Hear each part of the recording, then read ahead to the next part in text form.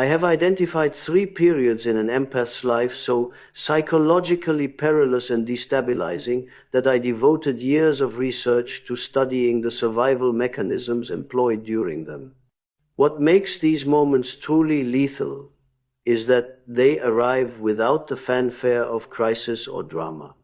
They arrive quietly, almost invisibly, disguised as ordinary relationship dynamics, normal emotional exchanges, everyday interactions. But make no mistake, these 3 moments have the power to completely dismantle your sense of self, erode your psychological boundaries, and trap you in patterns of self-abandonment that can last decades. I call them critical thresholds of psychic dissolution.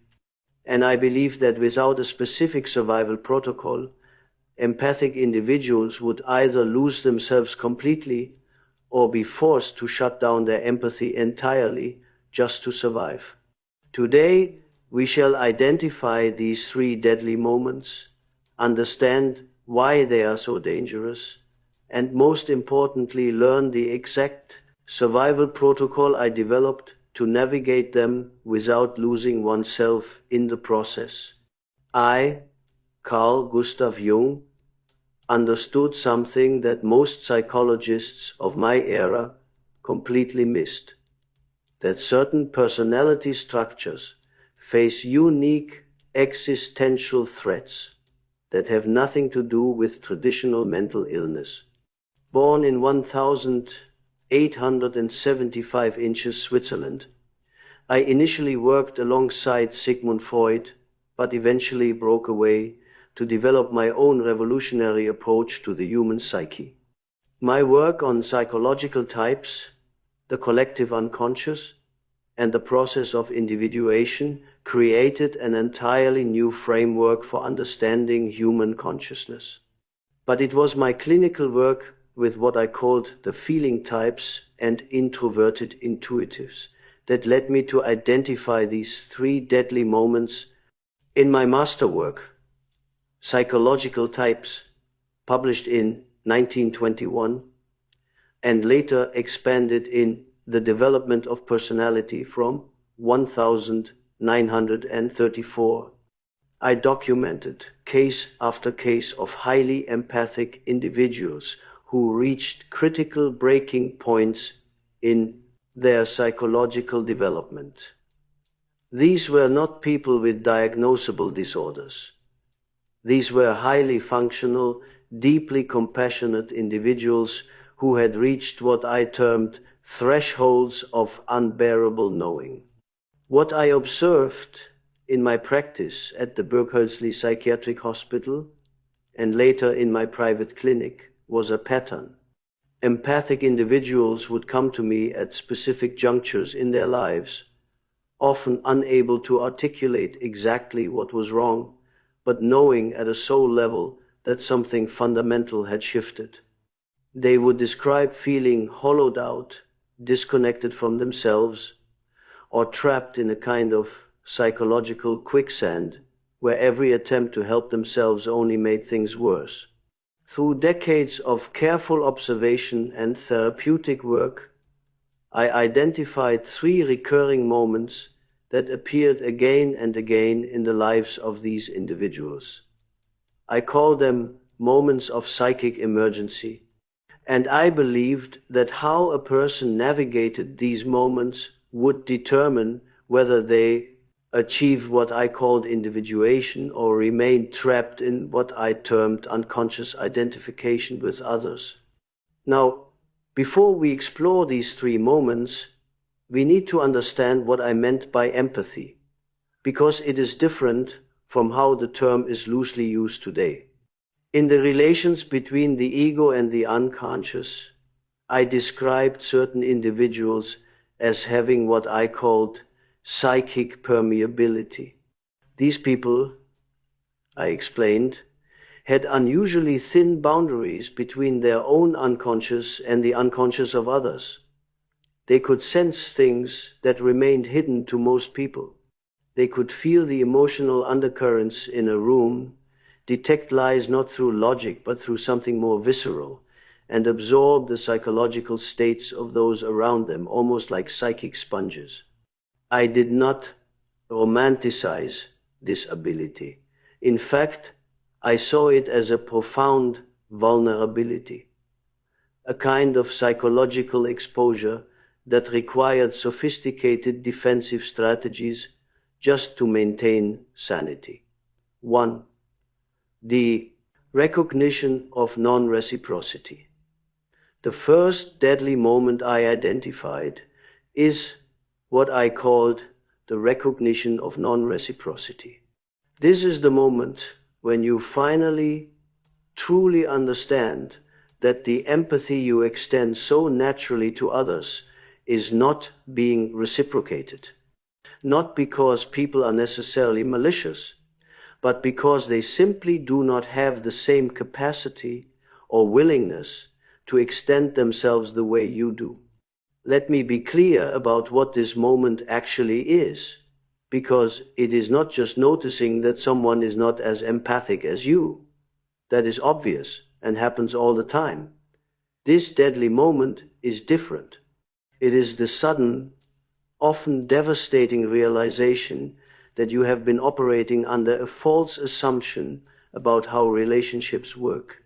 You have unconsciously believed that if you just explain yourself well enough, care deeply enough, extend enough understanding, others will naturally reciprocate.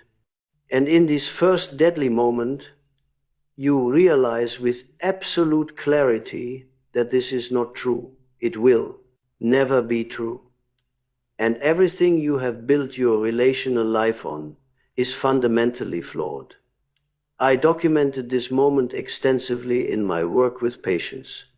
In Modern Man in Search of a Soul, I describe a patient who came to me after what she called a revelation that destroyed everything. She had spent years in a close friendship where she provided endless emotional support, careful listening, and deep understanding. One day, when she was going through a genuine crisis, she reached out to this friend, expecting the same kind of support she had always provided. What she received instead was a superficial response, an obvious discomfort with her vulnerability, and a quick change of subject. I wrote that what made this moment deadly was not the friend's response itself, but what it revealed to my patient. This had always been the dynamic. She had always been the giver, and the friend had always been the taker. But she had been so busy giving that she had never stopped to notice the complete absence of reciprocity. This moment is deadly because it forces you to confront something terrifying. You might be alone in ways you never imagined. Not physically alone, but psychologically alone. You are surrounded by relationships, but in this moment you see them clearly for what many of them are. One-sided performances where you play the role of understander, supporter, emotional container, while others play the role of receiver. And once you see this, you cannot unsee it. I call this the removal of projections. You have been projecting your own capacity for deep empathy onto others, assuming they experience relationships the way you do. When those projections are stripped away, the reality underneath can be devastating. But here is what makes this moment not just painful, but genuinely dangerous, the conclusions you might draw from it. I observed that many empathic individuals, when faced with this recognition, go to one of two extremes.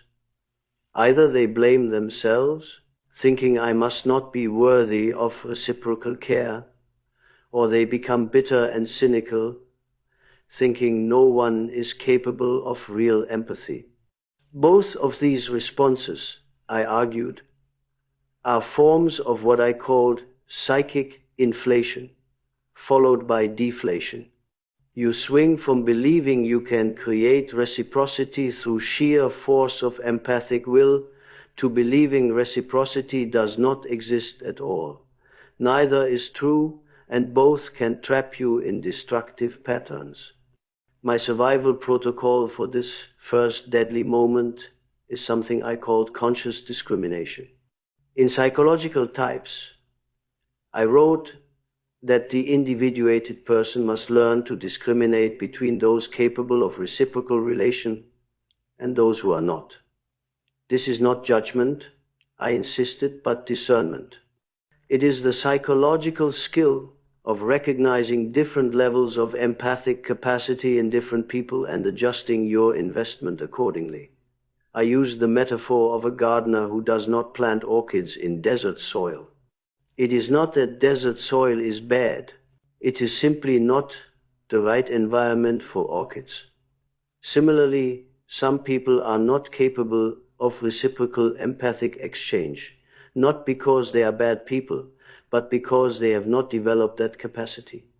The survival protocol requires you to stop trying to grow orchids in desert soil and instead find the environments where reciprocity is actually possible.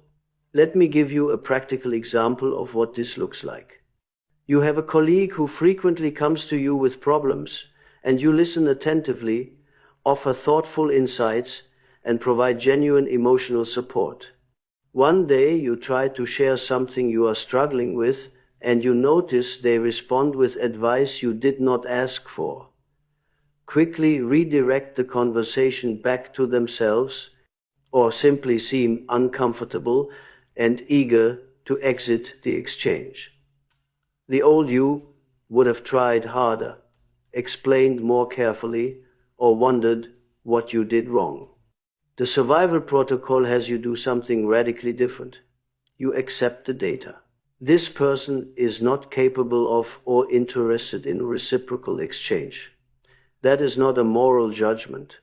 It is simply information. And you use that information to recalibrate the relationship. You remain friendly, professional, kind, but you stop investing your deep empathic energy where it cannot be reciprocated. I believed that this conscious discrimination was essential for psychological survival because without it, you exhaust yourself trying to force reciprocity where the capacity does not exist, and you miss the relationships where genuine mutual exchange is possible. In the development of personality, I wrote, the greatest burden the conscious personality can bear is the unconscious demand that all relationships be equal in depth and reciprocity. This is not nature's way. There are relationships of different depths, and a wise person knows the difference. 2. The dissolution of self through perpetual accommodation. Now, the second deadly moment I identified is even more insidious because it happens so gradually. You often do not realize it is happening until it is nearly complete. I call this the dissolution of self through perpetual accommodation. This is the moment when you realize you have been shape-shifting for so long, accommodating so many different people's needs and expectations, that you have lost track of who you actually are. Your preferences, your needs, your authentic responses, they have all been buried under layers and layers of accommodation. And in this deadly moment, someone asks you a simple question like, what do you want? Or how do you really feel about this? And you realize with horror that you genuinely do not know. I saw this pattern repeatedly in my clinical work, particularly with women, though I noted it could happen to anyone with strong empathic wiring. In 2 essays on analytical psychology, I described what I called the persona trap. The persona, in my framework, is the mask we wear in social situations the role we play to function in society. It is necessary and healthy in moderation. But I observed that empathic individuals often develop what I called multiple adaptive personas. They become so skilled at reading what is needed in any given situation and providing it, that they develop different versions of themselves for different people and contexts. The work colleague sees one version, the family sees another, friends see yet another, and none of these versions are fully authentic, because each has been carefully calibrated to manage others' comfort and expectations. This moment becomes deadly when you realize you have lost the thread of your authentic self entirely. I call this ego dissolution through over-identification with the persona. You are the persona now. There is no self underneath to return to, because you have been accommodating for so long that the accommodating has become your entire identity. One of my patients described it to me as feeling like a hologram. I appear solid and real, but if you reach out to touch me, your hand goes right through. There is nothing actually there. This image so struck me that I referenced it multiple times in my later work as the perfect description of advanced persona identification. What makes this moment deadly is not just the loss of self, though that is devastating enough. It is what happens when you try to recover yourself. Because once you realize you have been accommodating, your instinct might be to stop completely, to rebel against all the ways you have been shapeshifting. But I warned that this reactive swing often creates a different kind of problem. In the archetypes and the collective unconscious, I described what I called enantiodromia, the principle that anything taken to an extreme will transform into its opposite. If you have been over-accommodating, the reactive swing is to become rigid and uncompromising. But this is not authentic selfhood either. It is just the shadow version of your accommodation, equally unconscious, equally disconnected from your true self. My survival protocol for this second deadly moment is what I called active imagination in service of self-recovery. This is a specific technique I developed where you essentially interview your own psyche. You create space to ask yourself questions and wait for genuine answers. Not the answers you think you should give, not the answers that would please anyone else, but the answers that emerge from your actual self. In the practice of psychotherapy, I describe this process in detail.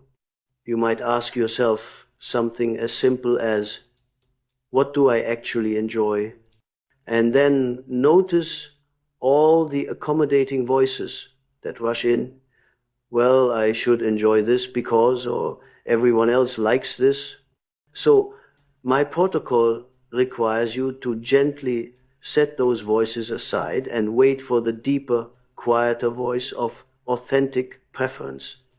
This is harder than it sounds because that authentic voice has been suppressed for so long that it is often barely audible. I compared it to learning to hear a whisper in a room full of shouting. It takes practice, patience, and what I called a willingness to disappoint. Because as you start recovering your authentic self, you will inevitably disappoint people who benefited from your accommodation. You will have to say no to things you have always said yes to. You will have to express preferences that contradict what people expect from you. You will have to let people be confused or even upset by your changing responses. And this is terrifying for someone whose entire identity has been built on managing others' comfort. But I insisted this recovery work was essential for survival. In Memories dreams, reflections, my autobiography. I wrote about my own journey through this process after my break with Freud. I had been accommodating Freud's theoretical framework, modifying my own insights to maintain the relationship. And when the break happened, I found myself in a period of profound disorientation. I did not know what I actually believed versus what I had been saying to maintain the connection. It took years of active imagination, of sitting with my own psyche and waiting for authentic responses before I could articulate my own psychological theories independent of Freud's influence. I believe this process saved my psychological life and allowed me to make my greatest contributions. Let me give you an example of what this survival protocol looks like in action. You are invited to a social event.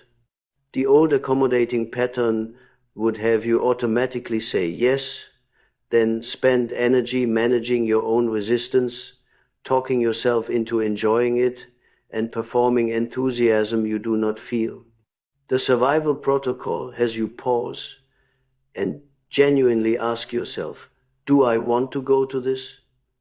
Not should I go, not what will people think if I do not go, but do I actually want to go? And then you wait.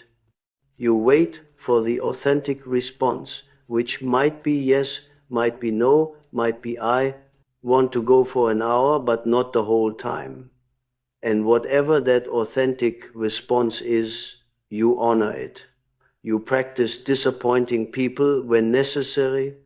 You practice letting people be confused by your changing patterns. You practice trusting that the relationships worth keeping will adapt to your authentic self. 3.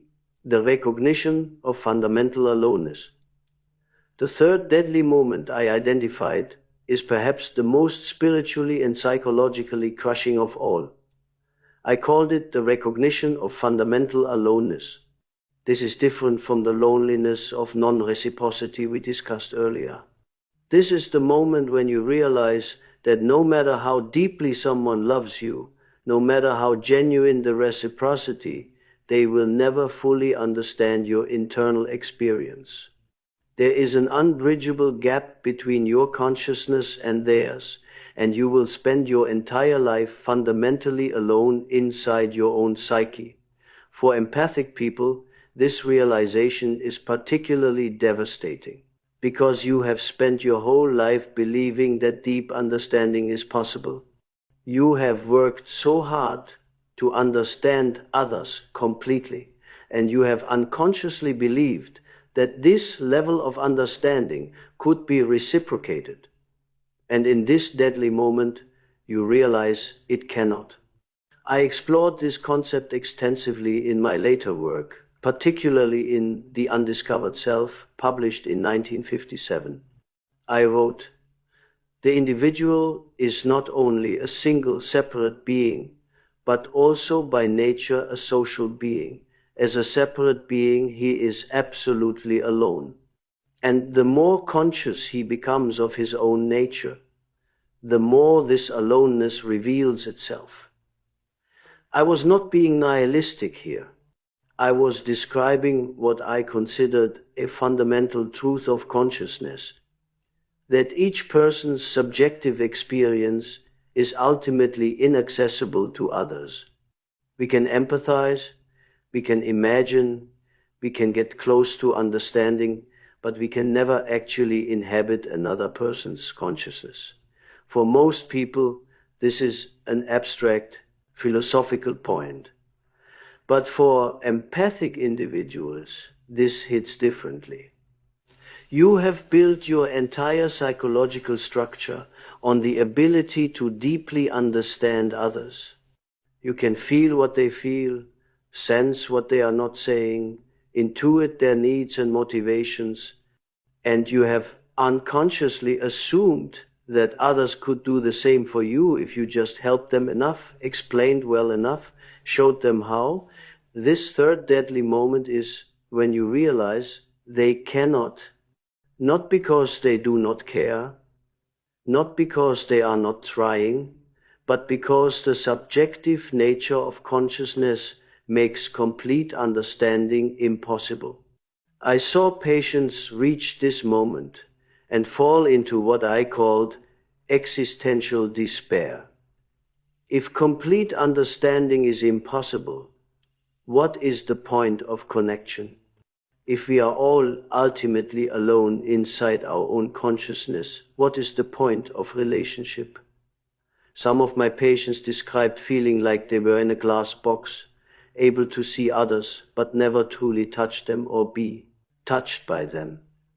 Others described it as speaking a language no one else could fully understand, no matter how hard they tried to translate. I took these descriptions seriously because I had experienced this recognition myself. In memories, dreams, reflections, I wrote about periods of profound isolation where I felt the unbridgeable gap between my inner experience and anyone's ability to comprehend it. What makes this third moment deadly is that it can lead to what I called psychic withdrawal. If deep understanding is impossible, why try? Why extend yourself? Why remain open and vulnerable? The temptation is to close down, to stop trying to connect, to retreat into the only consciousness you can truly know, your own. I saw this as a form of psychological death, what I called premature individuation. True individuation, in my view, required both the recognition of fundamental aloneness and the choice to connect anyway. But getting to that both-and position requires navigating the deadly moment when the aloneness first reveals itself. My survival protocol for this third deadly moment is what I called the acceptance of the paradox. In Mysterium Conjunctionis, one of my final and most complex works, I argue that psychological maturity requires holding paradoxes without resolving them. The paradox here is this: you are fundamentally alone in your consciousness, and genuine connection is still possible and meaningful. Both things are true simultaneously. The survival protocol requires you to stop trying to resolve this paradox and instead learn to live within it. I describe this as a shift from seeking complete understanding to appreciating partial understanding. Instead of being devastated that someone cannot fully understand you, you appreciate the understanding they can offer. Instead of giving up on connection because perfect communion is impossible, you value the imperfect communion that is possible. I used the metaphor of two people on opposite sides of a river. They can never occupy the same bank, but they can wave to each other, call across the water, even find ways to send messages. The connection is real, even though the gap remains. Let me illustrate what this survival protocol looks like practically. You are sharing something deeply important with someone you love. You can sense that they are not fully getting it. They are trying. They are listening. But there is a gap between your experience and their comprehension of it. The old you would have tried harder to explain, felt frustrated by the gap, or concluded that the relationship was inadequate. The survival protocol has you do something different. You appreciate what understanding is present while accepting the gap. You might say something like, "I don't think I am explaining this in a way you can fully grasp, and that is okay. I appreciate you trying to understand." You release them from the burden of complete comprehension, and you release yourself from the burden of perfect explanation. This survival protocol also requires what I called self-companionship. If you are fundamentally alone in your consciousness, you need to become good company for yourself. You need to develop a relationship with your own psyche that is rich and textured enough to sustain you. In the relations between the ego and the unconscious, I describe this as developing what I call the internal dialogue. You learn to witness your own experience with interest and compassion. You become curious about your own reactions, generous with your own struggles, appreciative of your own complexity. You stop abandoning yourself in pursuit of external understanding and instead provide yourself with the understanding you have been seeking from others. I believe this self-companionship was not narcissism but necessity. In Psychological Types, I wrote, "Whoever looks outside dreams. Whoever looks inside awakens." The survival protocol for the third deadly moment requires this awakening, this turning inward, not as an escape from connection, but as a foundation for sustainable connection. Because when you have accepted your fundamental aloneness and learned to be good company for yourself, you can connect with others from a place of fullness rather than desperate need. You are not looking for someone to complete you or fully understand you.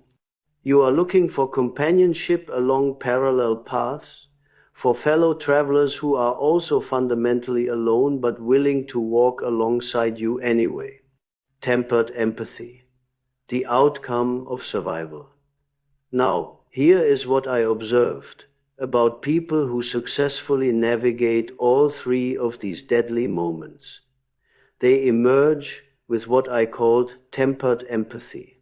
This is different from the raw, unbalanced empathy they started with.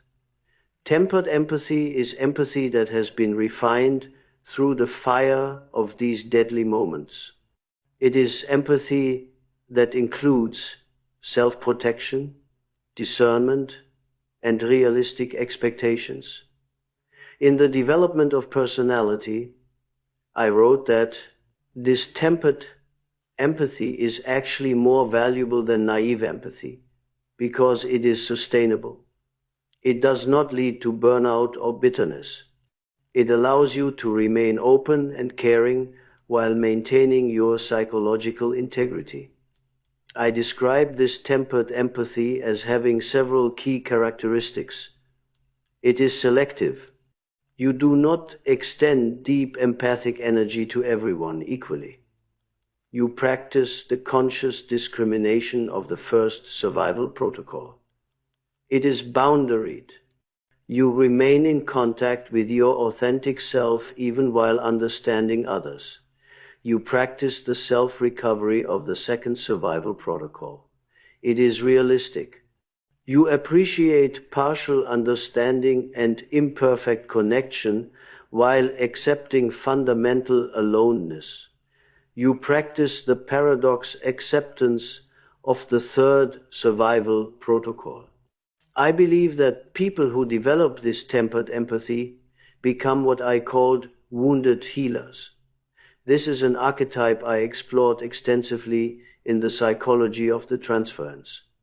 The wounded healer is someone who has been genuinely hurt, has faced genuine psychological danger, but has transformed that wounding into wisdom. They can help others not from a place of naive optimism, but from a place of hard-won understanding. They know the deadly moments because they have survived them, and their survival provides a roadmap for others. Let me tie this all together with something I wrote late in my life that I think captures the essence of these survival protocols. In a letter published in Jung Letters, I wrote to a patient struggling with empathic overwhelm. You cannot save anyone. You can only light the path with your own example. And to light the path, you must first survive the darkness yourself. These moments you are experiencing, as terrible as they are initiations. They are initiating you into authentic selfhood, into realistic relationship, into the profound paradoxes of human existence. Do not try to skip them. Do not numb yourself to them. Move through them with as much consciousness as you can bear. And on the other side, you will find yourself genuinely transformed. This is my ultimate message about these three deadly moments. They are not aberrations to be avoided or pathologies to be fixed. They are initiations into psychological maturity. The recognition of non-reciprocity initiates you into discernment. The dissolution of self through accommodation initiates you into authentic selfhood. The recognition of fundamental aloneness initiates you into realistic connection and self-companionship. Each deadly moment, when navigated with consciousness and the appropriate survival protocol, becomes a threshold into a more integrated, more individuated version of yourself. But I also warn that these moments can indeed be fatal if navigated unconsciously. In The Archetypes and the Collective Unconscious, I wrote about what I called psychic death, which is different from physical death but equally devastating. Psychic death is when someone is alive physically but dead psychologically. They are going through the motions of life but have lost connection to their authentic self, their capacity for genuine relationship, their sense of meaning and purpose. I believed that empathic individuals who face these three deadly moments without a survival protocol often end up in this state of psychic death. They either shut down their empathy entirely, becoming hard and defended, or they remain in patterns of self-abandonment that slowly erode their sense of self until there is nothing left. This is why I insisted on the importance of consciousness during these moments. You have to know what is happening while it is happening. You have to recognize, I am in the first deadly moment. Or, this is the dissolution of self I warned about, or I am facing the recognition of fundamental aloneness. Naming the moment gives you power over it. It allows you to consciously apply the survival protocol rather than reacting unconsciously out of fear or pain. I also emphasized the importance of witnessing during these moments. In The Psychology of the Unconscious, I wrote about the necessity of having someone who can hold space for your process without trying to fix it or talk you out of it. This might be a therapist, a trusted friend, or even a relationship with your own higher self through practices like journaling or meditation. The witness does not solve the deadly moment for you, but they anchor you while you move through it. They remind you that what you are experiencing is real, valid, and survivable. I want to close with a story I told in Memories, Dreams, Reflections about my own navigation of what I would call a deadly moment. After my break with Freud, I entered what I called my confrontation with the unconscious, a period of intense psychological turmoil that lasted several years. I experienced visions, heard voices, and questioned my own sanity. I was facing all three deadly moments simultaneously. The recognition that my mentor relationship with Freud had never been reciprocal. The realization that I had been accommodating Freud's theories at the expense of my own insights. And the profound isolation of developing ideas that no one around me could understand. I later called this the most dangerous period of my life, not because of external threats, but because of the internal dissolution I was experiencing. What saved me, I wrote, was my decision to consciously engage with the process rather than try to escape it. I developed a technique of active imagination, specifically to navigate this period. I created the Red Book, where I documented my visions and dialogues with my unconscious. I maintained my daily routines and professional work even while undergoing profound internal transformation. And, crucially, I trusted that there was meaning in the chaos, that I was being initiated into something rather than simply falling apart. Years later, I could look back and see that this deadly period had been necessary for the development of my most important ideas. The survival protocols I developed for myself became the survival protocols I offered my patients. So if you are in one of these three deadly moments right now, if you are recognizing non-reciprocity or feeling the dissolution of self or facing fundamental aloneness, know that you are not losing your mind. You are not broken or damaged. You are being initiated. You are at a threshold that requires you to develop new psychological capacities: discernment, authentic selfhood, realistic connection, self-companionship. These are not easy capacities to develop. The process will be uncomfortable, sometimes even excruciating, but I believed it was absolutely possible to survive these moments and emerge more whole, more individuated, more genuinely yourself than you were before. The survival protocols I developed are not quick fixes or simple techniques. They are frameworks for conscious navigation of genuinely difficult psychological terrain. They require courage, patience, and a willingness to stay present with discomfort. But they work. My decades of clinical experience proved they work. And the transformed lives of people who have navigated these deadly moments consciously prove they work. You can survive this.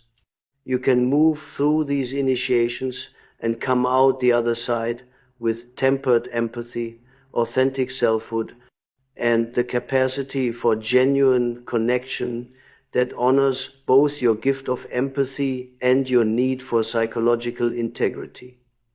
Remember, you are not dying. You are being initiated,